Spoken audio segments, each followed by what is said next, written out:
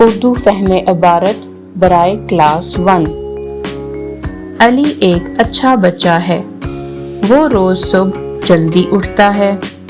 علی اپنے دانت صاف کرتا ہے اور ناشتہ کرتا ہے۔ پھر وہ خوشی خوشی اسکول جاتا ہے۔ اسکول میں وہ اپنے دوستوں کے ساتھ پڑھتا اور کھیلتا ہے۔ علی روز صبح کیا کرتا ہے؟